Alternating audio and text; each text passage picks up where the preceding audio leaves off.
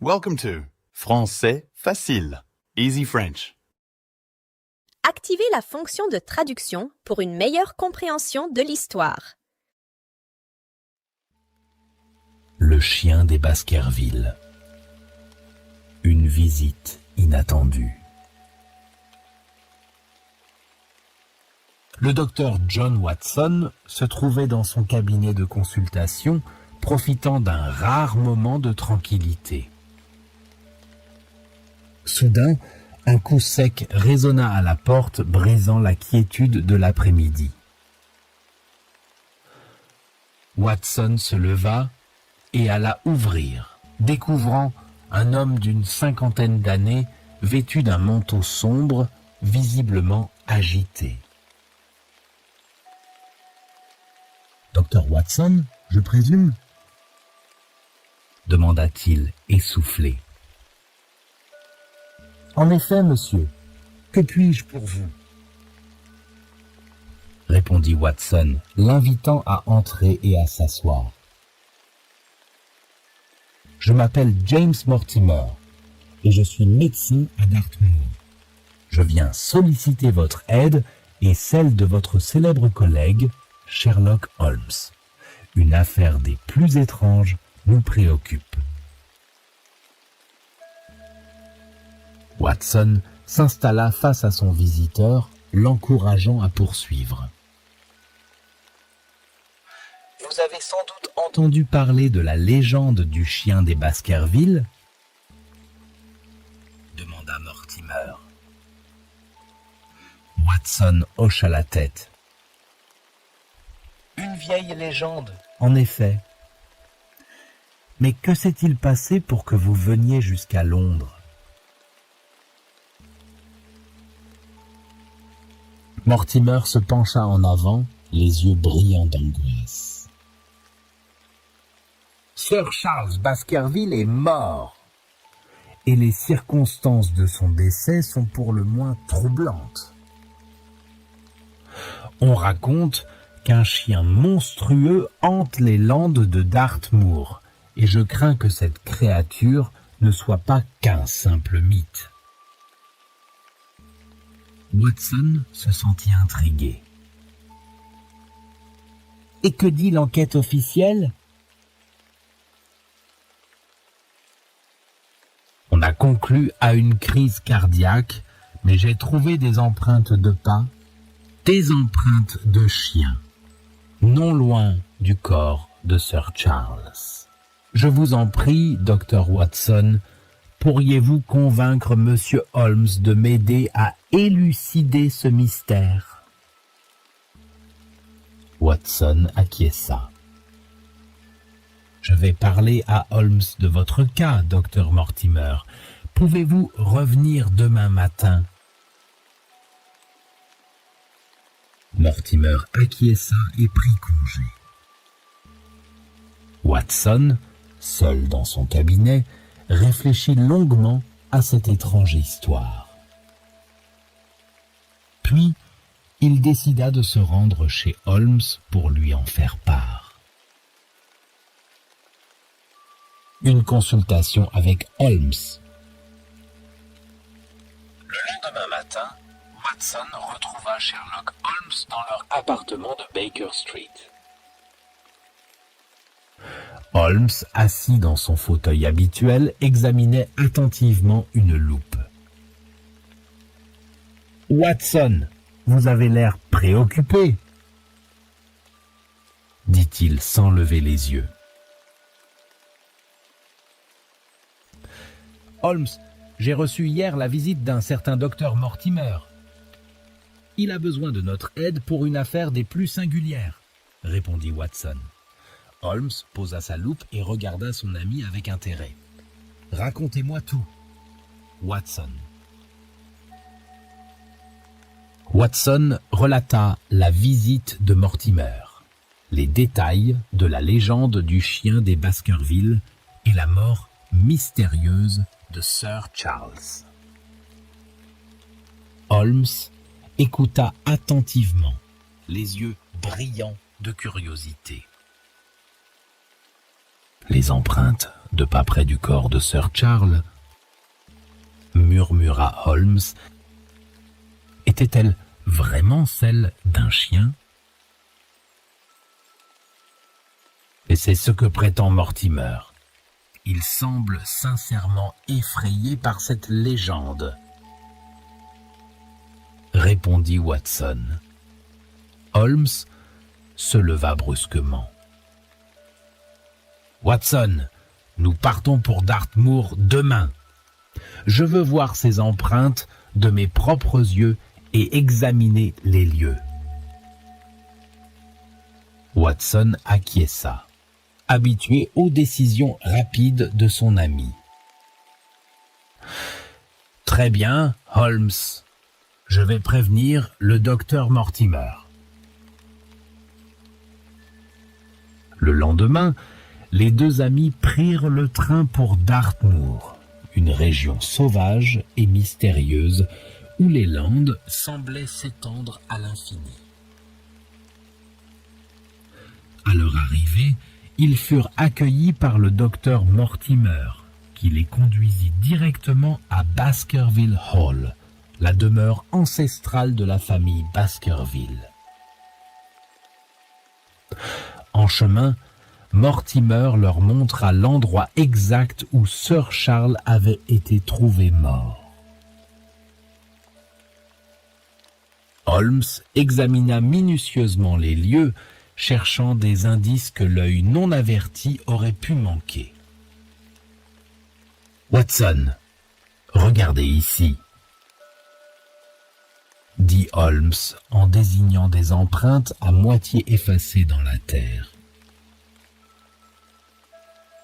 Des empreintes de chiens, effectivement, mais elles sont étrangement grandes, n'est-ce pas? Watson acquiesça, partageant le sentiment d'étrangeté de Holmes. Qu'en pensez-vous, Holmes? Est-ce une preuve de l'existence de ce chien fantomatique? Holmes se redressa, l'air grave.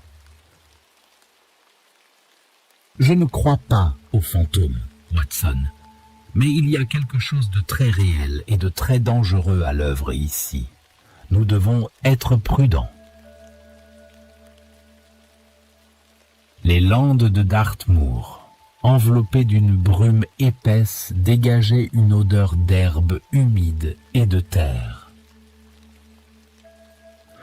Le silence était seulement interrompu par le cri perçant d'un oiseau de proie. Avec cette mise en garde, les deux détectives continuèrent leur enquête, bien décidés à lever le voile sur le mystère du chien des Baskerville. Baskerville Hall. À leur arrivée à Baskerville Hall, les détectives furent accueillis par Barrymore, le majordome de la famille. La demeure, imposante et austère, se dressait au milieu des landes, entourée d'un parc sombre et silencieux. Les murs de pierre semblaient retenir des siècles d'histoire et de secrets. « Bienvenue à Baskerville Hall, messieurs », dit Barrymore d'une voix grave. « Le docteur Mortimer m'a prévenu de votre arrivée. » Holmes hocha la tête en signe de remerciement. « Nous avons beaucoup de travail devant nous, Barrymore.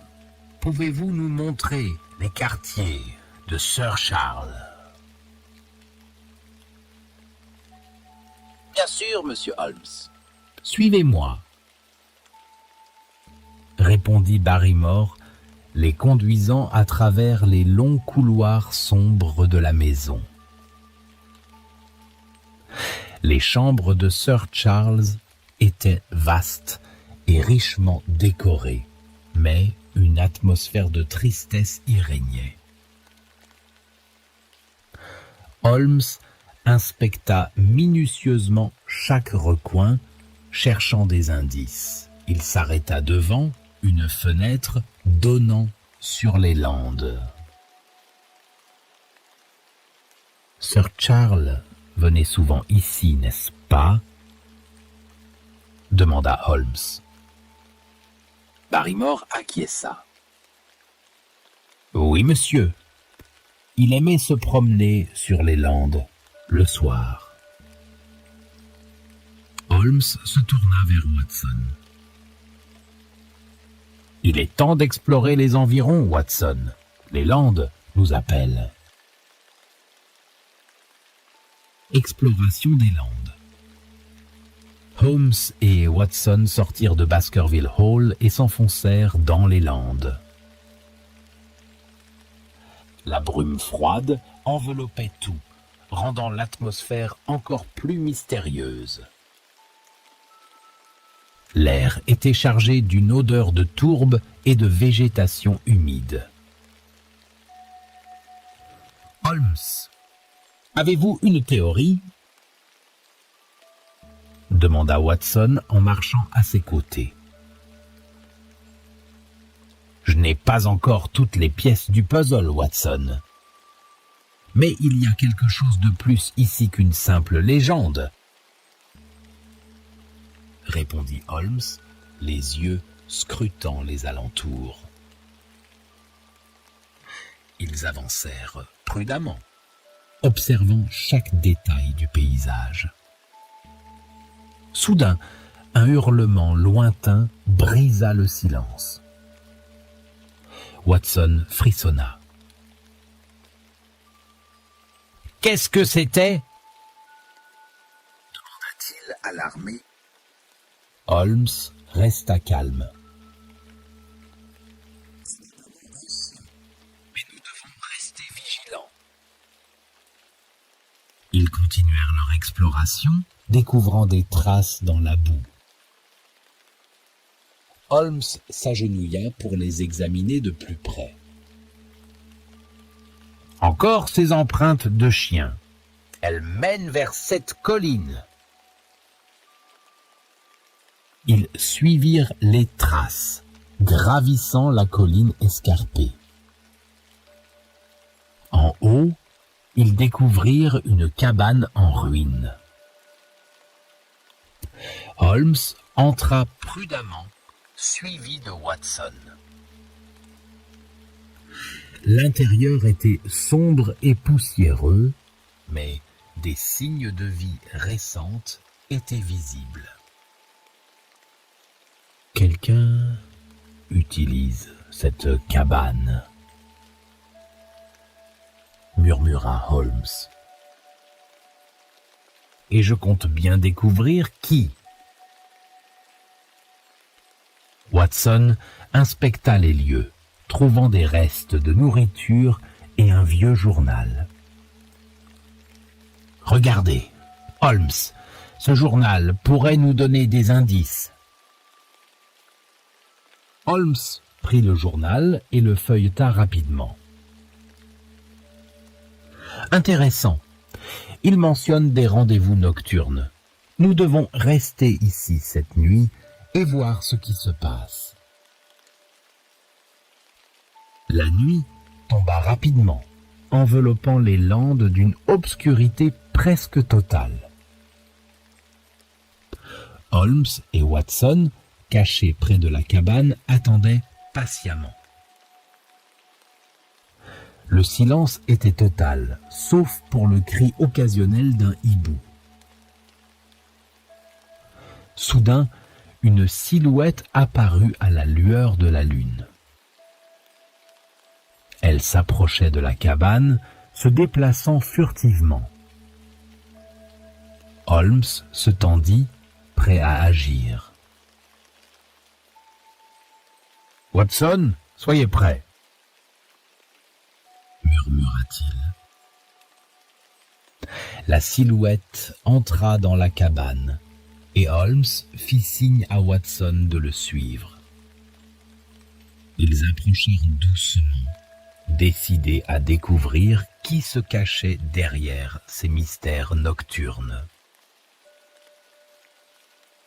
La découverte nocturne. Holmes et Watson, silencieux comme des ombres, entrèrent dans la cabane après la silhouette. À l'intérieur, une faible lueur de lampe révélait un homme assis à une table, écrivant dans un cahier. Holmes s'avança, la lumière jouant sur ses traits déterminés. « Qui êtes-vous et que faites-vous ici ?» demanda Holmes d'une voix ferme. L'homme sursauta, renversant presque sa lampe. Il se retourna, révélant un visage émacié et fatigué. « Qui êtes-vous pour me demander cela ?»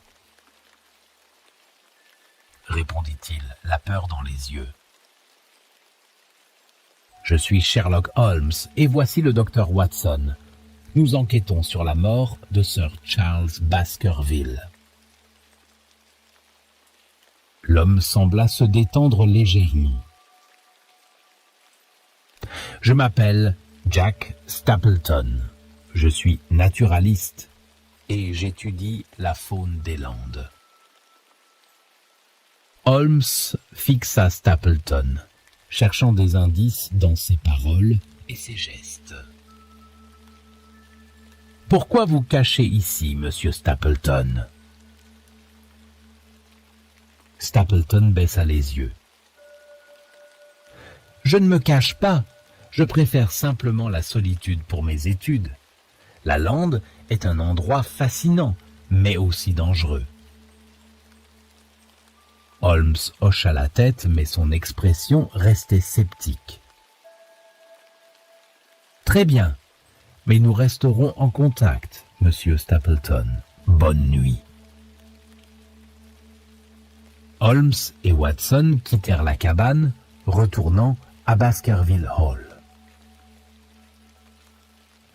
Sur le chemin, Watson ne put s'empêcher de questionner son ami. « Holmes, croyez-vous à l'histoire de Stapleton ?»« Je ne suis pas convaincu, Watson. Il cache quelque chose. Nous devons surveiller ses mouvements de près. » répondit Holmes. Les mouvements de Stapleton. Le lendemain matin, Holmes et Watson retournèrent sur les lieux où ils avaient découvert les empreintes de chiens.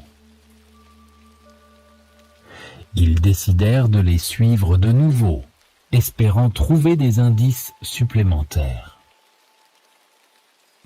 Le soleil peinait à percer la brume matinale, rendant l'atmosphère encore plus mystérieuse. « Watson, gardez les yeux ouverts. Nous devons trouver quelque chose qui nous échappe, » dit Holmes en avançant prudemment. Ils suivirent les traces qui les conduisirent à un vieux manoir en ruine situé au cœur des Landes. Holmes observa les environs avec attention, cherchant des signes de vie. Soudain, il s'arrêta. « Regardez là-bas, Watson, un homme. » Watson plissa les yeux et aperçut une silhouette familière. « Stapleton, encore lui. Que fait-il ici ?» Holmes et Watson restèrent cachés, observant Stapleton qui semblait examiner quelque chose au sol. Après un moment, il se releva et se dirigea vers une petite colline. Holmes fit signe à Watson de le suivre. Ils suivirent Stapleton à distance, découvrant qu'il s'était arrêté près d'un marécage. Holmes se tourna vers Watson. « Restez ici et observez. Je vais m'approcher. »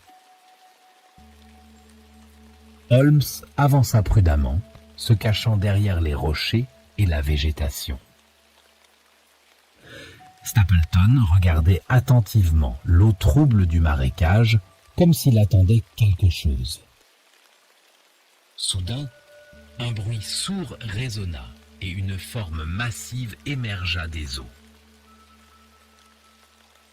Holmes écarquilla les yeux en voyant un chien immense, à l'allure menaçante, sortir du marécage.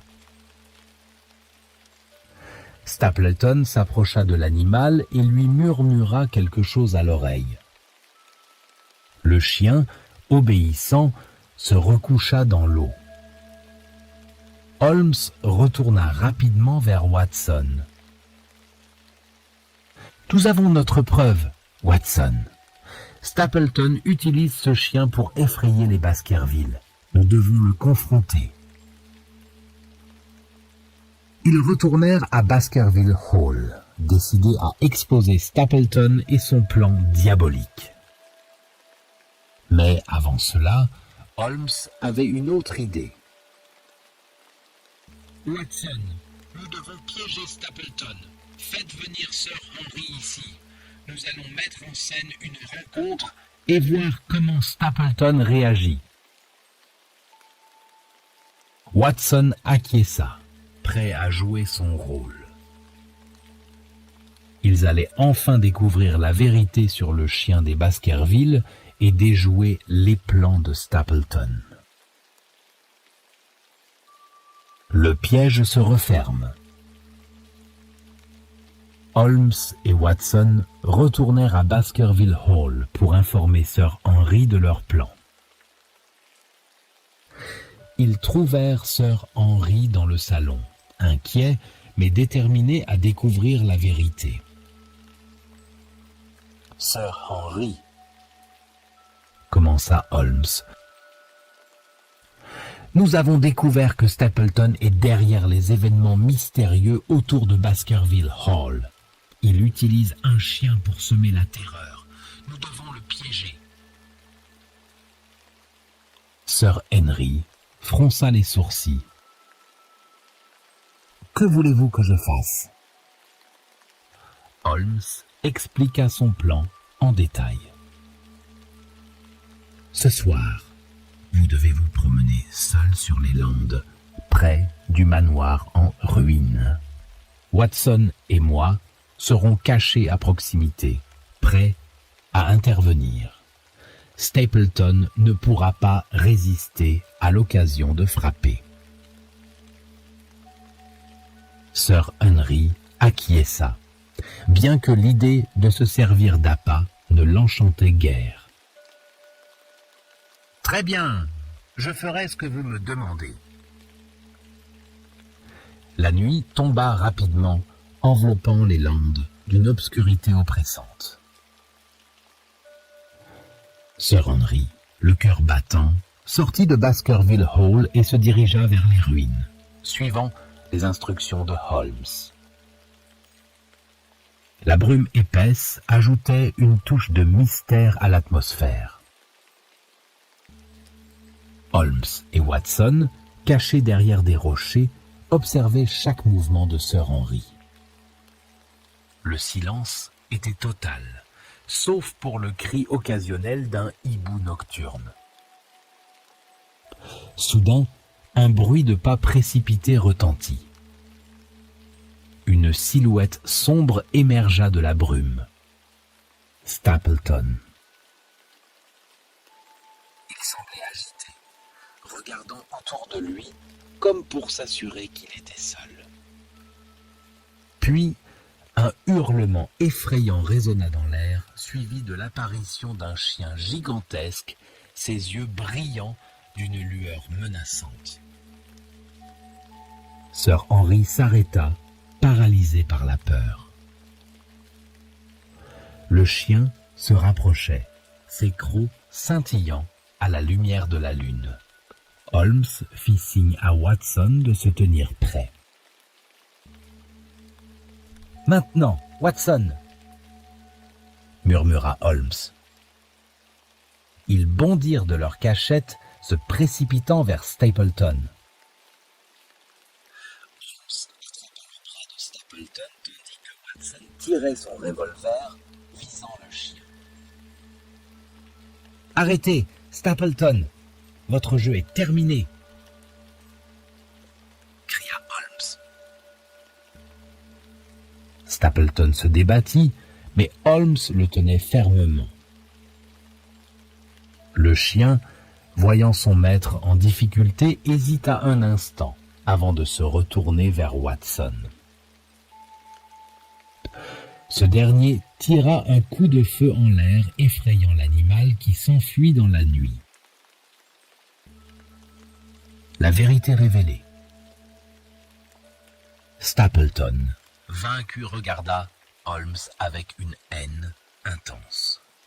« Vous ne savez rien de ce que j'ai enduré, » cracha-t-il. Holmes garda son calme. « Nous savons que vous avez utilisé la légende du chien pour vous débarrasser de Sir Charles et maintenant de Sir Henry. Mais pourquoi ?» Stapleton, résigné, baissa les yeux. « J'avais besoin de l'héritage des Baskerville. Ma famille a été dépossédée de ses terres il y a des générations. C'était ma vengeance. » Sir Henry, choqué, s'approcha de Stapleton. « Vous avez tué Sir Charles pour de l'argent ?» Stapleton hocha la tête. « Oui, et je n'hésiterai pas à recommencer si cela signifie récupérer ce qui m'appartient. » Holmes fit un signe à Watson, qui menotta Stapleton. « Vous payerez pour vos crimes, » dit Holmes froidement. Le lendemain, la police arriva pour emmener Stapleton. Holmes et Watson, fatigués mais satisfaits, se retrouvèrent dans le salon de Baskerville Hall avec Sir Henry. « Holmes, je ne saurais comment vous remercier, » dit Sir Henry, reconnaissant. Holmes sourit légèrement. « C'est notre travail, Sir Henry. Mais n'oubliez jamais que la véritable force réside dans la vérité et la justice. » Les jours suivants, les Landes de Dartmoor retrouvèrent leur calme. Le chien mystérieux disparut et la légende des Baskerville ne fut plus qu'un sombre souvenir. Holmes et Watson retournèrent à Londres, prêts à affronter de nouvelles aventures. Mais pour Sir Henry, la vie à Baskerville Hall continua, marquée par le souvenir de cette nuit terrifiante et par la certitude que la justice avait triomphé. Le retour à Londres. Après l'arrestation de Stapleton, Holmes et Watson décidèrent de retourner à Londres. Ils prirent congé de Sir Henry, qui leur exprima une fois de plus sa gratitude pour avoir élucidé le mystère qui entourait la mort de son oncle. « Merci Holmes, vous avez sauvé notre famille et restauré la paix à Baskerville Hall. » dit Sir Henry avec émotion. Holmes sourit légèrement. « Je suis heureux d'avoir pu vous aider, Sir Henry. Prenez soin de vous. » Le voyage de retour à Londres fut calme, donnant à Holmes et Watson le temps de réfléchir aux événements des dernières semaines. Dans le train, Watson ne put s'empêcher de poser une dernière question à son ami. « Holmes, pensez-vous que Stapleton agissait seul ?» Holmes regarda par la fenêtre, observant le paysage défiler. « Oui, Watson, Bien que sa femme ait été au courant de certains aspects de son plan, c'est Stapleton lui-même qui a orchestré tout cela. Son obsession pour la vengeance et l'héritage des Baskerville l'a conduit à commettre ces crimes. Arrivés à Baker Street, Holmes et Watson retrouvèrent leur quotidien. Cependant, cette affaire laissa une empreinte durable sur eux, rappelant que même les légendes les plus terrifiantes peuvent cacher des vérités bien plus sombres. Un nouveau départ. Quelques semaines après leur retour, Holmes et Watson reçurent une lettre de Sir Henry. Dans cette lettre, Sir Henry leur racontait comment la vie à Baskerville Hall avait changé depuis l'arrestation de Stapleton. Les Landes, autrefois si oppressantes, semblaient maintenant paisibles et accueillantes. « Holmes !» dit Watson en posant la lettre. « Il semble que tout soit rentré dans l'ordre à Dartmoor. » Holmes acquiesça. « Oui, Watson, la paix est revenue à Baskerville Hall et Sir Henry peut enfin vivre sans craindre pour sa vie. » Holmes se plongea dans de nouvelles affaires, mais l'affaire du chien des Baskerville resta gravée dans sa mémoire. C'était une leçon sur la manière dont les superstitions peuvent être exploitées par des esprits malveillants. Un matin, alors qu'il prenait le petit déjeuner, Holmes reçut un télégramme. Il le lut rapidement, un sourire en coin. « Qu'est-ce que c'est, Holmes ?» demanda Watson, curieux. « Une nouvelle affaire, Watson. Il semble que nos talents soient à nouveau requis. Préparez-vous, nous avons un train à prendre. » Watson se leva, prêt à suivre son ami dans une nouvelle aventure. Les mystères et les dangers ne manquaient jamais de les trouver, et ils étaient toujours prêts à affronter l'inconnu ensemble. Alors qu'ils quittaient leur appartement de Baker Street, Watson jeta un dernier coup d'œil en arrière, repensant à toutes les aventures qu'ils avaient vécues jusqu'à présent. Chaque enquête les avait rapprochés, renforçant leur amitié et leur détermination à faire triompher la justice. Ils montèrent dans un fiacre, prêts à se lancer dans une nouvelle enquête. La ville de Londres s'étendait devant eux, pleine de secrets à découvrir et de mystères à résoudre. Et ainsi, la légende de Sherlock Holmes et du docteur Watson continua de s'écrire, une page à la fois.